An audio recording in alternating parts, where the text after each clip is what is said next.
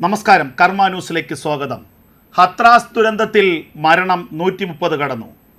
നിരവധി പേർക്ക് പരിക്കേറ്റ നൂറുകണക്കിന് ആളുകളെ ഉത്തർപ്രദേശിലെ 6-ലധികം വരുന്ന സ്വകാര്യ ആശുപത്രികളിലും സർക്കാർ ആശുപത്രികളിലുമായി പ്രവേശിപ്പിച്ചിരിക്കുന്നു എന്നുള്ളതാണ് ലഭിക്കുന്ന ഏറ്റവും പുതിയ വിവരം. മരണസംഖ്യ ഇനിയും കൂടാനുള്ള സാഹചര്യമാണുള്ളത്.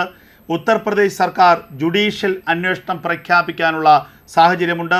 സംഭവസ്ഥലം ഇന്ന് UP മുഖ്യമന്ത്രി യോഗി ആദിത്യനാഥ് സന്ദർശിക്കും. കഴിഞ്ഞ ദിവസമാണ് ഭോലെ ബാബ എന്നറിയപ്പെടുന്ന ആത്മീയ പ്രഭാഷകന്റെ പ്രഭാഷണ വേദിയിൽ വലിയ അപകടമുണ്ടാകുന്നത്. ദാരുണമായ അപകടമാണ് സംഭവിച്ചത്.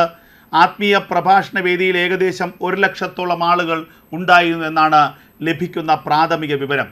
ജില്ലാ ഭരണകൂടം ഈ പരിപാടിക്ക് അനുമതി നൽകിയിരുന്നു. എന്നാൽ പ്രതീക്ഷിച്ചതിൻ്റെയും 10 മടങ്ങ് ആൾക്കൂട്ടമാണ് ഈ പരിപാടി നടക്കുന്ന പന്തലിലേക്ക് ഇരച്ചു കയറിയത്. തുടർന്ന് വലിയ തിക്കും തിരക്കുമുണ്ടായി. ഉത്തർപ്രദേശിൽ പൊതുവെ കനത്ത ചൂട് അനുഭവപ്പെടുന്ന സാഹചര്യമാണിപ്പോഴും. അതുപോലെ തന്നെ കനത്ത ചൂട് അനുഭവപ്പെട്ടതോടെ ആളുകൾ പന്തലിന് പുറത്തേക്ക് ഇറങ്ങാനുള്ള സാഹചര്യമുണ്ടായി. അങ്ങനെ തിക്കും തിരക്കുമുണ്ടായി. ആൾക്കൂട്ടം ഒന്നിച്ച് പുറത്തിറങ്ങാൻ ശ്രമിച്ചതോടെ തന്നെ പലരും വീണവർക്ക് മുകളിലൂടെ മറ്റുള്ളവർ ചവിട്ടി പുറത്തേക്കിറങ്ങി. അങ്ങനെ അപകടത്തിൻ്റെ വ്യാപ്തി വർദ്ധിച്ചു.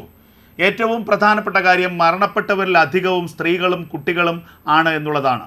116 പേരുടെ മരണം ഔദ്യോഗികമായി ഇതുവരെ സ്ഥിരീകരിച്ചു കഴിഞ്ഞിരിക്കുന്നു. എന്നാൽ പ്രാദേശിക മാധ്യമങ്ങൾ നൽകുന്ന വിവരങ്ങൾ പ്രകാരം മരണസംഖ്യ 130 കഴിഞ്ഞു.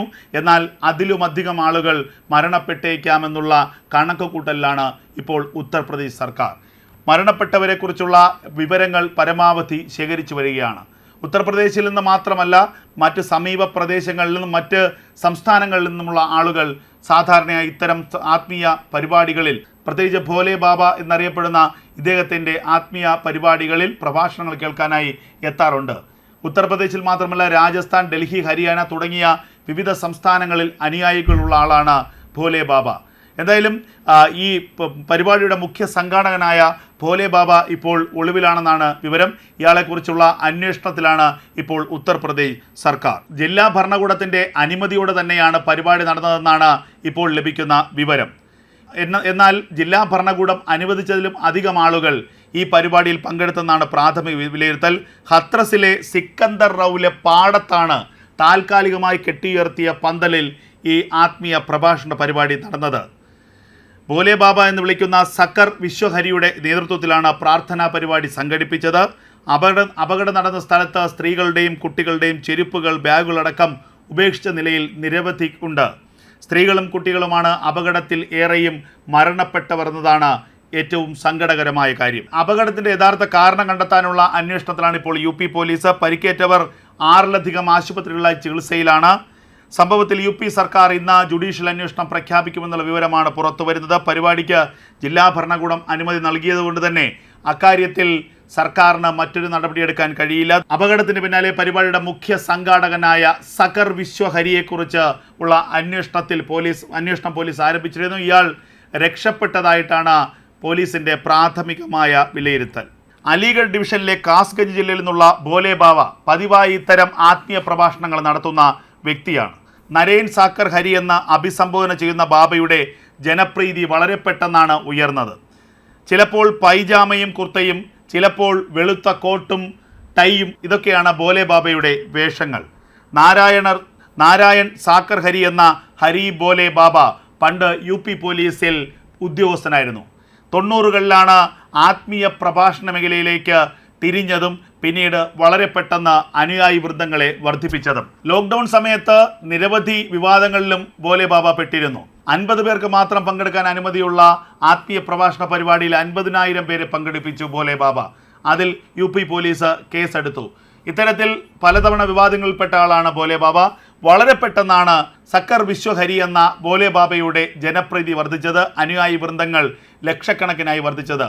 ഉത്തർപ്രദേശിൽ മാത്രമല്ല, ഉത്തർപ്രദേശ്, രാജസ്ഥാൻ, ഹരിയാന, ഡൽഹി തുടങ്ങിയ വിവിധ സംസ്ഥാനങ്ങളിലും ഭോലെ ബാബയ്ക്ക് അനുയായികളുണ്ട്. ഈ സംസ്ഥാനങ്ങളിലൊക്കെ തന്നെ ആത്മീയ പ്രഭാഷണ പരിപാടികൾ സംഘടിപ്പിക്കാറുമുണ്ട്. അതേസമയം അപകടത്തെക്കുറിച്ച് വിവിധ വ്യാഖ്യാനങ്ങൾ പുറത്തു വരികയാണ്. പരിപാടി കഴിഞ്ഞതിനു പിന്നാലെ ജനങ്ങൾ പിരിഞ്ഞു പോകാൻ ശ്രമിക്കുന്നതിനിടയിൽ ആത്മീയ പ്രഭാഷകന്റെ വാഹനം കടത്തിവിടാനായി അദ്ദേഹത്തിൻ്റെ സെക്യൂരിറ്റി സംവിധാനം ജനങ്ങളെ തടഞ്ഞു വെച്ചു. അങ്ങനെ ജനങ്ങളെ തടഞ്ഞു വെച്ചപ്പോൾ വലിയ ആൾക്കൂട്ടമുണ്ടായി. ഇതാണ് അപകടത്തിന് കാരണമായി മാറിയത്. അങ്ങനെ തിക്കും തിരക്കുമുണ്ടായപ്പോൾ പലരും, സ്ത്രീകളും കുട്ടികളും അടക്കമുള്ളവർ നിലത്ത് വീണു.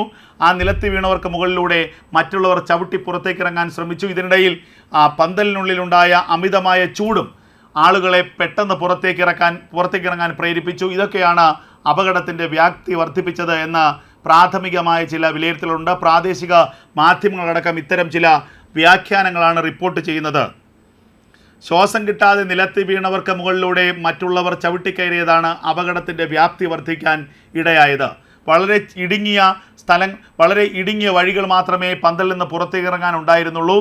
വളരെ കുറച്ച് ആളുകൾക്ക് മാത്രം അനുമതി നൽകിയ പരിപാടിയിലേക്ക് 1 ലക്ഷത്തിലധികം ആളുകൾ എത്തി എന്നുള്ളതാണ് ലഭിക്കുന്ന ഏറ്റവും പ്രധാനപ്പെട്ട വിവരം. എന്നാൽ ആ പരിപാടിയിൽ വൻതോതിൽ സുരക്ഷാ വീഴ്ച ഉണ്ടായിരുന്നുവെന്നും പോലീസിൻ്റെ പ്രാഥമികമായ വിലയിരുത്തലുണ്ട്. അപകടത്തിൻ്റെ യഥാർത്ഥ കാരണം കണ്ടെത്താനുള്ള അന്വേഷണം UP പോലീസ് ആരംഭിച്ചിരിക്കുന്നു. അതിനൊപ്പം തന്നെ പരിപാടിയുടെ മുഖ്യ സംഘാടകനായ ഭോലെ ബാബയെ കണ്ടെത്താനുള്ള ശ്രമവും പോലീസ് ആരംഭിച്ചിട്ടുണ്ട്. കഴിഞ്ഞ ദിവസം അപകടത്തിൽ മരണപ്പെട്ടവർക്ക് 2 ലക്ഷം രൂപയും പരിക്കേറ്റവർക്ക് 50,000 രൂപയും UP സർക്കാർ പ്രാഥമികമായ ധനസഹായം പ്രഖ്യാപിച്ചിരുന്നു. സംഭവത്തിൽ UP സർക്കാരിനോട് വിശദമായ റിപ്പോർട്ട് തേടിയിരിക്കുകയാണ് കേന്ദ്ര സർക്കാർ.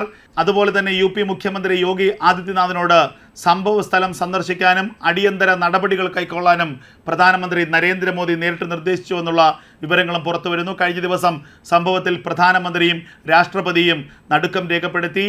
സംസ്ഥാന സർക്കാരുമായി എല്ലാ തരത്തിലുമുള്ള ആശയവിനിമയം നടത്തുന്നുണ്ടെന്നും ആവശ്യമായ എല്ലാ സഹായങ്ങളും കേന്ദ്ര സർക്കാരിൻ്റെ ഭാഗത്തുനിന്നുണ്ടാകുമെന്നും ആഭ്യന്തരമന്ത്രി അമിത്ഷായും വ്യക്തമാക്കി.